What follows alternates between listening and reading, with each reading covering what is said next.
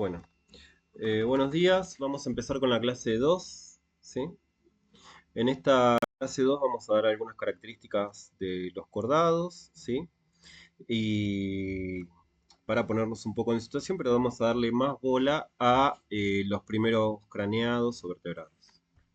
Bien, lo primero que tenemos que tener en cuenta es que cuando nosotros hablamos de animales, inconscientemente vamos a considerar que estamos hablando de vertebrados. Y de hecho va a ser el punto inicial de esta materia, anatomía comparada de los vertebrados. Pero no debemos olvidar, ¿sí?, que es solamente un subfilum de un grupo que también a su vez es bastante pequeño en comparación y tenemos una muy gran diversidad de animales, ¿sí? Bueno, dentro de los animales, nosotros pertenecemos al conjunto de los animales con simetría bilateral, ¿sí? Dentro de estos, al conjunto de los deuterotomados, en los cuales el tubo digestivo, el primer poro perdón, el tubo digestivo se comienza su imaginación eh, desde el extremo de lo que será primero el ano, ¿sí? Y dentro de este grupo tenemos a los cordados, ¿sí? Dentro de los cordados vamos a tener dos grupos, los cefalocordados y los olfactores. Y dentro de los olfactores vamos a tener a los urocordados y a los vertebrados, ¿sí? Vamos a ver entonces algunas características generales del conjunto de los cordados. En la bibliografía vamos a encontrar también que se habla de protocordados. Yo acá lo voy a pasar como poste caído a esto, si no le vamos a dar mucha bolilla a los protocordados, porque me resulta más conveniente especificarnos rápidamente en vertebrados para darle más bolilla al tema que nos compete. Bien. Bueno, ¿cuáles son las características de los cordados? Son cinco, ¿sí? Estas cinco características pueden estar, mira, acá hay un error. Pueden estar presentes en algún momento del desarrollo del animal o pueden persistir hasta el estadio adulto, ¿sí? Las cinco características que pueden estar presentes todas a la vez o no son: la primera, la que le da nombre al grupo, notocorda, ¿sí? La notocorda o la cuerda esta es una cuerda que va a servir como una especie de varilla que le va a dar cierta rigidez al cuerpo, ¿sí? Esta rigidez va a ser necesaria para que se convierta en un animal de vida libre, o sea que puede nadar tranquilamente. Estamos hablando de animales de agua, principal en un principio. Eh, y esta característica, junto con la anteúltima, la cola post-anal, nos van a permitir que este animal pueda tener un desplazamiento bastante, bastante eficiente, ¿sí? Las otras características son que va a presentar una faringe con unas hendiduras, ¿sí?, o faringotremas. Básicamente son unos pequeños cortes que permiten que los elementos salgan del tubo digestivo hacia el exterior del tubo digestivo, no hacia el exterior del animal. Que ya vamos a ver cómo funciona esto. Un tubo nervioso dorsal, ¿sí?, un conjunto de células nerviosas en forma de tubo. No le vamos a dar tanta bolilla a esto en su momento, cuando lleguemos, porque es un tema que ven exhaustivamente en biología del desarrollo, ¿sí?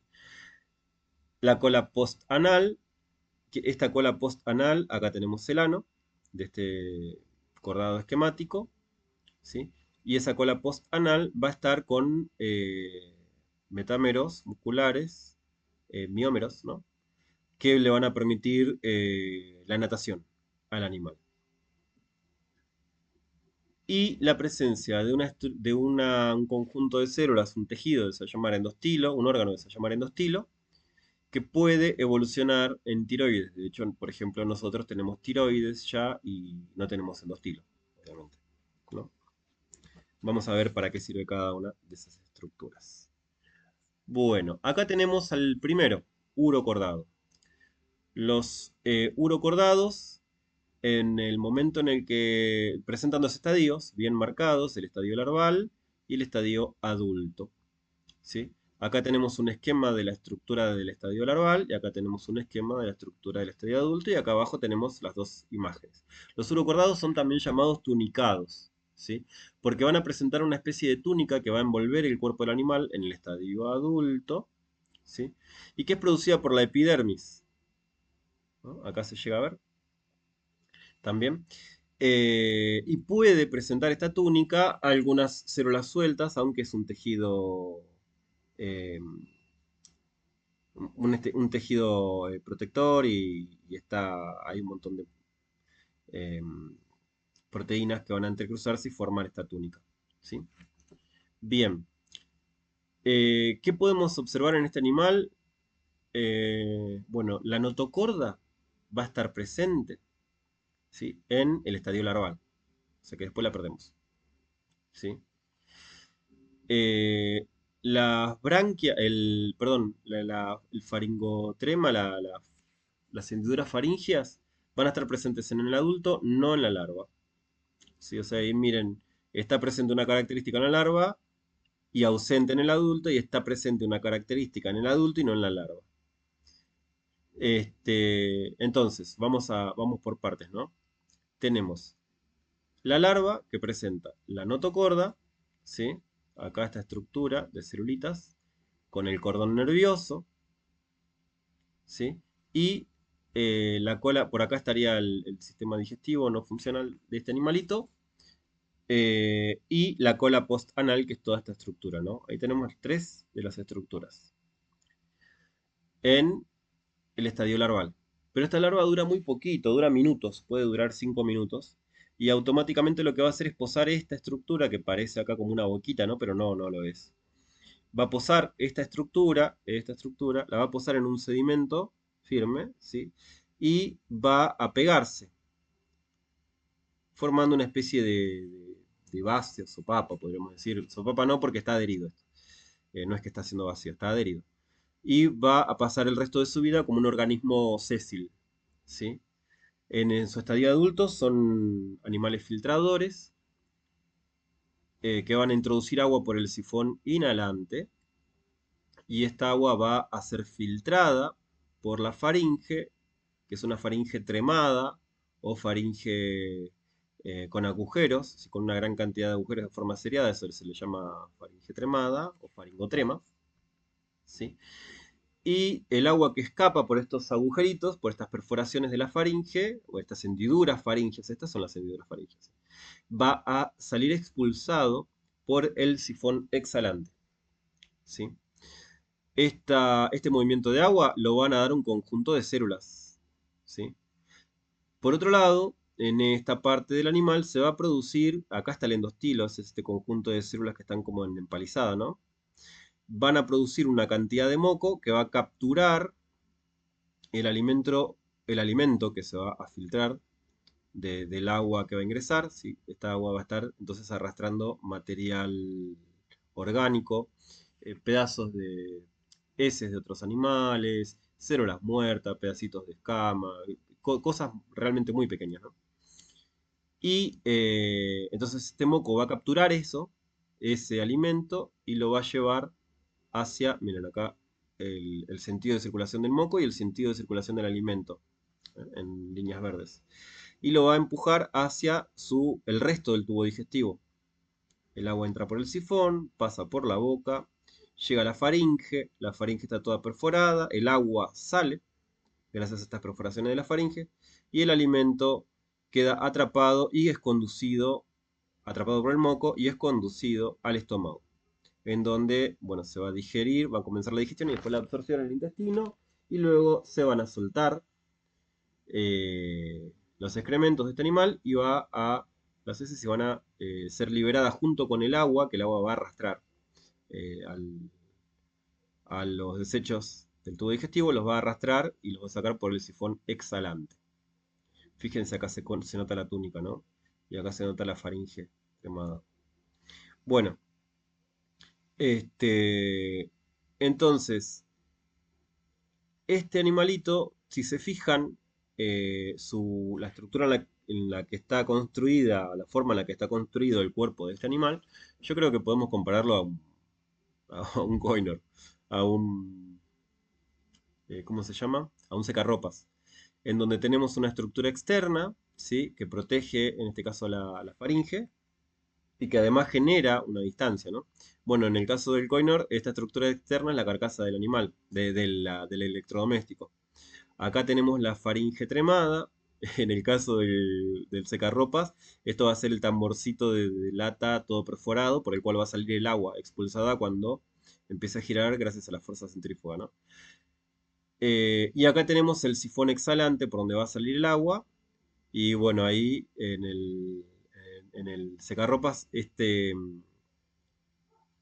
agua que sale va a salir por acá abajo, va a salir por acción de la gravedad. Acá es por acción de células que están bombeando el agua y la única boca de salida que tiene es esta, ¿no? Acá se ve el sifón exhalante. Bueno, fíjense que utiliza una forma de alimentación que podríamos decir que se parece un poco o encontramos ciertas analogías. Digo para ayudarlos a graficar una imagen mental de elementos comparativos, ¿no? Termina teniendo como unas funciones un poco parecidas. Espero que les haya servido el ejemplo. Bueno, después vamos a tener el grupo de los cefalocordados, ¿sí? En los cefalocordados vamos a tener a Picaya. En este conjunto de animales, eh, lo que vamos a tener es que van a presentar todas las características propias del filo, unas 5 características, ¿sí? Todas juntitas en el organismo adulto ya. Y entre ellos se va a encontrar Picaya, que es uno de los cordados más memorable porque se considera que es el ancestro directo nuestro. Bueno, fíjense, acá tenemos el ano, así que tenemos la cola postanal, en este caso con una aleta, ¿sí? Después tenemos el cordón nervioso, ¿sí? Y tenemos la notocorda acá abajo, ¿ok? Entonces, cordón nervioso, notocorda, cola postanal. Acá tenemos la faringe, que va a estar toda tremada, ¿sí? Este, sí, bien digo. Este, y nos falta el endostilo, que está acá abajo de la faringe. Fíjense, es esta leñita muy pequeña debajo del sombreado negro, ¿sí? En este caso la faringe, miren, está combinada con las hendiduras branquiales, que van a permitir la respiración del animal. Entonces va a entrar el agua, va a ser filtrada acá, y el endostilo va a encargarse también de capturar los eh, sedimentos, me sale las moléculas orgánicas capturadas por este animal, o las sobras, ¿no? Aquello que se va a filtrar y se lo va a conducir al sistema digestivo, que va a estar acá, es este gran vacío blanco, este sería el sistema digestivo, ¿no? Del animal. Y tenemos el ano. Una particularidad es que el ano está a un costado, no está en el centro, ¿no? Y la aleta, esta caudal, junto con las bandas musculares de la cola, le va a permitir un movimiento de lado a lado. Y acá debo hacer una revisión y una comparación de la forma en la que se va a desplazar este animal respecto de los anélidos. Si yo corto un anélido, voy a tener, esto es del práctico anterior, ¿no? Voy a tener un cuerpo segmentado, ¿no? Donde los segmentos se van a repetir, ¿no? Uno tras otro. Un segmento, otro segmento. Pero están todos conectados por un gran espacio libre que es la cavidad celómica. Esa cavidad celómica va a guardar líquido, ¿sí? Y va a funcionar como un esqueleto hidrostático. Pero el problema de esa cavidad celómica es que para que un animal pueda moverse, ¿sí? Cuando contrae un músculo, el líquido va a ser desplazado hacia un músculo de una parte del cuerpo, supongamos la parte de acá atrás, ese líquido va a ser desplazado hacia acá adelante. Por lo cual, para que eso no suceda, también se tienen que mantener contraídos todos los demás músculos, con cierto grado de tensión. Ese grado de tensión de los demás músculos va a generar un gasto de energía bastante grande en unos animales que tienen un desplazamiento muy, muy poco eficiente, porque tiene mucho gasto de energía. Bueno, ¿cómo solucionaron esto? Bueno, con la aparición de la notocorda, para eso está. ¿Sí? Tengo esta varilla rígida que tiene cierto grado de flexibilidad, ¿sí? Pero rígida respecto de las contracciones musculares, no se va a cortar la varilla, esa es la gracia de la varilla. Va a mantener este animal, si mide 10 centímetros, que no las mide, ¿no? Ah, lo va a mantener a 10 centímetros de largo. Y cuando yo contraiga un conjunto de músculos, un grupo de músculos de este costado, por ejemplo, del animal, acá no estamos en la zona de la cola, acá estamos, es un corte más o menos por acá, ¿no? Pero cuando yo contraiga este conjunto de músculos, la varilla se va a flexionar hacia este costado, lo cual va a dar un coletazo, ¿sí? En el sentido este. Y cuando contraiga, cuando relaje este conjunto de músculos y contraiga este, la cola se va a mover en el otro sentido, de modo tal que va a producir el típico movimiento de natación que van a tener todos los peces, ¿sí? Sacudiendo la cola de lado a lado, la aleta caudal de lado a lado. Y de esta manera permite el avance, ¿no? El desplazamiento del agua y el avance del animal. Bueno, vamos al conjunto de craneados o vertebrados. Sí, los craneados vamos a dividirlos en un grupo que son los ciclóstomos y otros agnatos, que agnatos quiere decir sin mandíbula. Y vamos a llegar, no nos interesa mucho hablar de ellos, pero vamos a llegar en algún momento a los peces mandibulados, ¿sí? Los latostomados. El tema es que en un momento no existía la clasificación de ciclóstomos, y estos estén atentos por si en algún momento les apareciera en la bibliografía, ¿sí? Y se considera que los mixines, que ya vamos a ver quiénes son, eran unos bichitos, unos peces alejados de las lampreas, y que las lampreas, que también ya ahora las vamos a ver, estaban más relacionadas con los agnatos, ¿sí? O eran un conjunto de vertebrados, mientras que los mixines quedaban por fuera debido a que no tienen vértebras, ¿sí? En este conjunto estarían los craneados, primera como conjunto principal, ¿sí? O sea que aparece un cráneo, que ya vamos a ver qué es y para qué sirve, y luego aparecen las vértebras, separando a las lampreas y el resto de los peces de los mixines, que eran craneados invertebrados. Bueno, hoy se utiliza el término craneado porque nos dimos cuenta que los mixines tienen algunas particularidades que los ingresan dentro del grupo. ¿Cuáles son las características sinapomórficas? ¿Qué quiere decir sinapomorfía? Bueno, la sinapomorfía es aquella característica que va a aparecer en un conjunto de grupo, en un conjunto de especies determinado, ¿sí? Como una estructura basal que define al grupo. Y que luego podrá modificarse o no, podrá aparecer, desaparecer, lo que ustedes quieran, pero es definitoria del grupo, ayuda a la definición y a la clasificación del grupo. ¿Sí? Les voy a dar un ejemplo de una estructura sinapomórfica. Por ejemplo, los mamíferos tenemos pelo, no todos. Por ejemplo, hay un topo eh, que no tiene nada de pelo, ¿sí? Pero en conjunto los mamíferos tienen y es un elemento que define al conjunto de los mamíferos, ¿sí?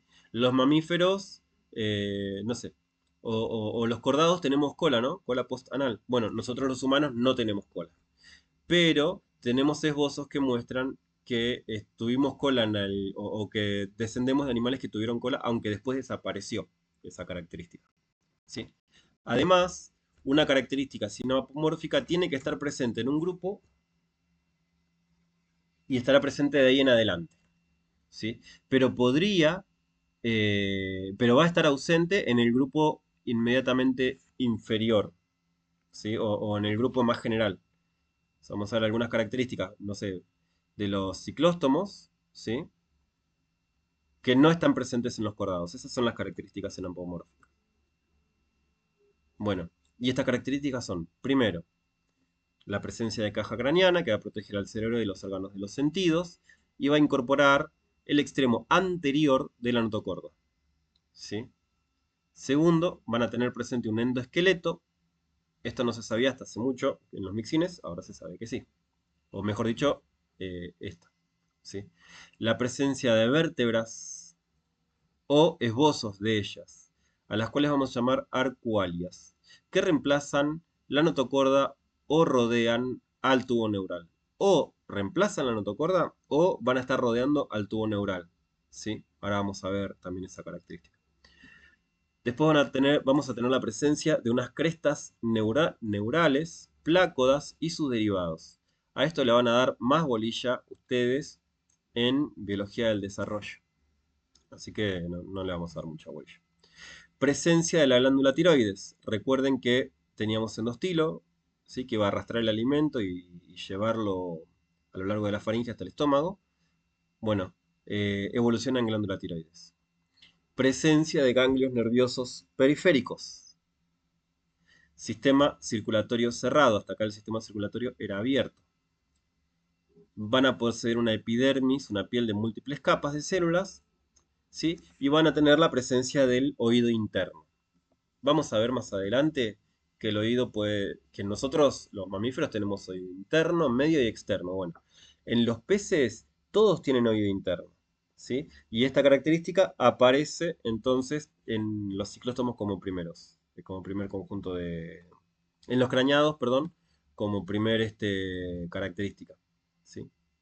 Y este oído interno puede tener uno, dos o tres canales semicirculares. Ya vamos a ver en quiénes aparece cada uno. Cada tipo cada cantidad de canales. Bien.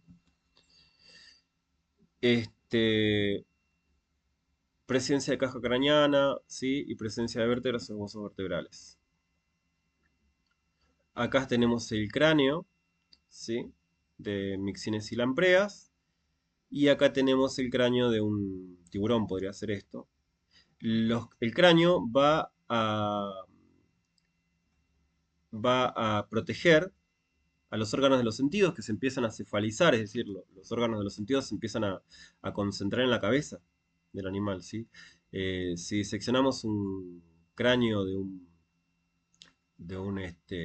tiburón, vamos a ver que hay un espacio, hay una concavidad en donde va a ir el bulbo olfativo, ¿sí? Otra en donde va a ir el espacio para el ojo y otro para el oído del animal. Bueno, acá se están protegiendo con un cráneo, ¿sí? Estas estructuras. ¿Ok? Bien. Y vamos a ver también que algunos organismos van a tener la notocorda y esta va a estar asociada, fíjense cómo termina en el cráneo. El cráneo es lo celeste, esta estructura celeste, de acá adelante, ¿no? Vamos a ver cómo esa notocorda llega hasta la parte basal del cráneo, ¿sí? O sea, el extremo anterior de la notocorda toca el extremo posterior del cráneo. Tenemos presente acá, acá y acá ya no se llega a ver. Bien, en este cráneo entonces vamos a tener un oído interno, ¿sí? Los peces oyen debajo del agua. Ya vamos a ver cómo funciona eso más adelante en otras clases. Y vamos a ver que existe en estos oídos, en esta estructura del oído interno, un canal semicircular, dos canales semicirculares, acá hay uno hacia arriba y otro hacia atrás, o tres canales semicirculares, ¿sí? Este, uno que va a envolver por acá adelante, uno que va a ir por arriba y otro que se va a cruzar transversalmente a los otros. Es- y esto, bueno, esto es en un pez, ¿sí? Esto es en una lamprea con dos canales y en mixines con tres canales. No me estoy preocupando mucho porque ahora vamos a empezar con los que nos interesan a nosotros para esta clase, que son los ciclos tomados. Bueno, acá tenemos un mixin, acá tenemos una lamprea.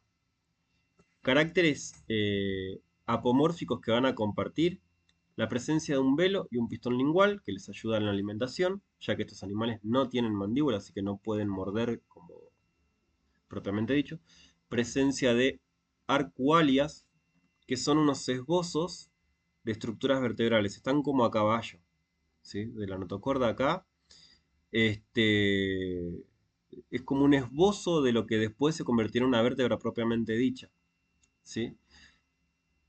Y estas arcualias vamos a ver que están como apoyadas sobre la notocorda la van a terminar envolviendo y evolutivamente vamos a ver cómo evolucionan estas en las vértebras propiamente dichas, ¿no? En la columna vertebral, que termina reemplazando la función de sostén de la notocorda. Otras características que no son apomórficas. No hay aletas pares. O sea, acá esto nos ayuda a definir, ¿sí? A este grupo, a reconocerlo. Vamos a verlo, vamos a reconocerlo. Pero son elementos faltantes, fíjense. ¿Sí? No tienen mandíbula, no tienen escamas, no tienen aletas pares. ¿Sí? No van a definir al grupo propiamente dicho, pero me ayudan a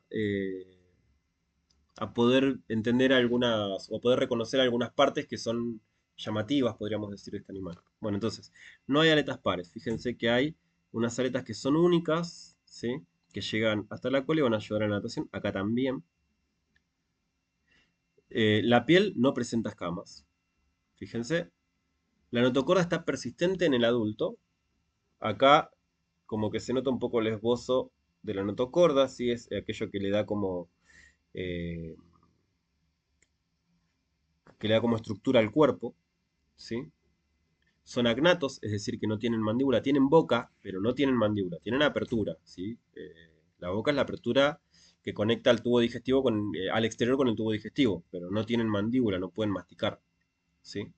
Van a tener un cerebro pequeño con 10 pares de nervios craneales. Hay diferencia de sexos, es decir, hay macho y hembra, son dioicos, y son organismos de fecundación externa, como muchos peces. Bien, vamos a los mixines. Los mixines van a presentar 4 pares de tentáculos, ¿sí? Acá está uno, un par, estos son los botonchitos. Segundo par, tercer par y cuarto par acá arriba de la fosa nasal, ¿no? Van a presentar una fosa nasal única. Esta es la boca y esta es la lengua con dientes, que tiene una estructura de pistón. El pistón, ¿qué hace un pistón? Pistón se mueve de atrás hacia adelante en este caso, ¿no? Bueno, esa es la estructura, eh, es una estructura muscular entonces que va a permitir que la boca se cierre, ¿sí? Voy a repasar un poquito porque, sí. Bien,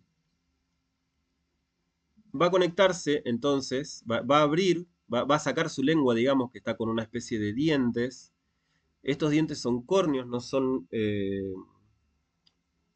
homólogos o no presentan, sí, no son homólogos a los dientes actuales, a los dientes de los peces, de los otros peces, ¿no? Por ejemplo, de los peces óseos o los peces cartilaginosos, son estructuras córneas, que lo que le van a permitir al animal es básicamente lengüetear algo, podríamos decir, ¿sí? Esto como si fuera una lengua de un perro, pongamos por caso, va a lamer, podríamos decir, va a acercar su lengua, y luego el pistón lingual va a tirar. Y al tirar va a hacer que estos dientes, esta lengua se pliegue hacia adentro, y al plegarse va a pegar un mordisco. No le alcanza con eso, para sacar un cacho, para sacarle un pedazo a su presa. Entonces, otra de las cosas que va a hacer es anudar su cuerpo, y al anudarlo va a ir corriendo desde la cola, va a ir corriendo este nudo, ¿sí? El nudo se va corriendo, se va corriendo, se va corriendo, hasta que tira con más fuerza y va a arrancar el pedazo. O sea que con el pistón igual no le alcanza. Bien. Otra de las características es que va a tener una abertura branquial externa, ¿sí? Y va a tener aberturas internas en los sacos branquiales, pero todos estos van a confluir en un saco branquial más grande y de ahí va a salir el agua. Así que va a entrar por la boca. De esa manera este animal respira con branquias. Bien, vamos a una lamprea. Al igual que el mixín es un ciclóstomo, que quiere decir boca en forma de círculo. En este caso tenemos un montón de pequeños cirros, ¿sí? De pequeños dientitos dérmicos, y van a tener una ventosa que va a estar reforzada por un cartílago. Acá se ve el cartílago. El cartílago tiene anular, forma de anillo, ¿no? Forma de círculo. Acá estaría, pero tenemos un corte transversal, así que no vamos a ver obviamente la totalidad del círculo. Los 4 pares de tentáculos estos quedaron del anterior, los tengo que borrar. no tiene tentáculos, ¿sí? Y vamos a ver que tiene una apertura nasal. Acá también tenemos una apertura nasal, ¿sí? Y va a tener un saco olfactorio, los mixines, y acá también está presente el saco olfactorio, que es el lugar en donde van a estar las células que van a percibir el olor debajo del agua, ¿sí? Recordemos, el olor se percibe gracias a moléculas químicas que están en suspensión, ¿sí? Esas moléculas en suspensión pueden estar en suspensión en el aire o en el agua. Ahora, que nosotros no respiremos bajo el agua no quiere decir que no haya olores bajo el agua, que no haya la posibilidad de percepción de olor bajo el agua, ¿sí? Bueno, así que va a estar entonces este saco olfactorio y esta apertura nasal es la que me va a permitir esa conexión. Eh, y luego vamos a tener una bolsa, ¿sí? En donde va a estar esa agua. Y luego, en este caso, sí, bien digo, no va a estar conectado la estructura de la nariz, de nasal, perdón, no va a estar conectada esta estructura olfactoria con el sistema digestivo. Mientras que en mixines sí hay una conexión con el sistema digestivo y respiratorio. ¿Bien? Acá no, acá fíjense que está como separado. Además, las lampreas, además de la lengua, fíjense la estructura de la lengua, ¿no? Que permite como cierta movimiento hacia atrás, cierta contracción hacia atrás, que va a hacer que esta boca en forma de ventosa se pueda adherir al animal del cual se va a alimentar. Bueno, fíjense que hay la presencia de un velo, y este velo va a permitir la diferenciación entre aquello que va a ver la palbuche, digamos, lo que se va a morfar el animal, lo que va a ver al tubo digestivo, y el agua que va a pasar por un canal paralelo, ¿sí? Y esa agua va a ser utilizada para la respiración, para separar el oxígeno del agua, ¿no? Entonces va a tener dos tubos, el tubo digestivo y el tubo respiratorio, ¿sí? Bien. Va a tener aberturas internas de los sacos branquiales que conectan al exterior. Fíjense, están acá 1, 2, 3, 4, hasta 5 lleva a captar esto. Acá tenemos 1, 2, 3, 4, 5, 6, 7.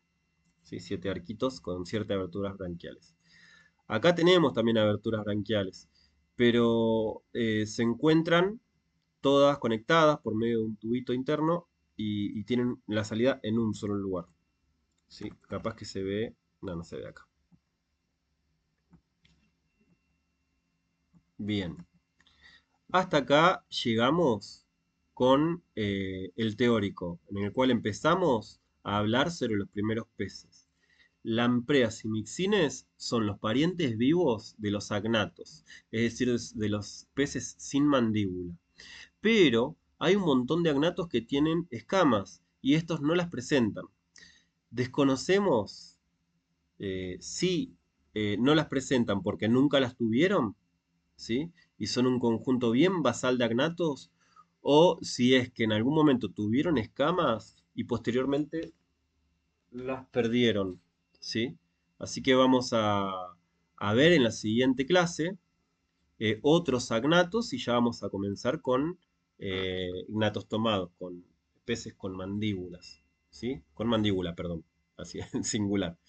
Este, Así que bueno, vimos las características bien basales de este conjunto y de los cordados. Bueno, ahora sí, los voy a dejar por ahora y esta fue la segunda clase de anatomía comparada.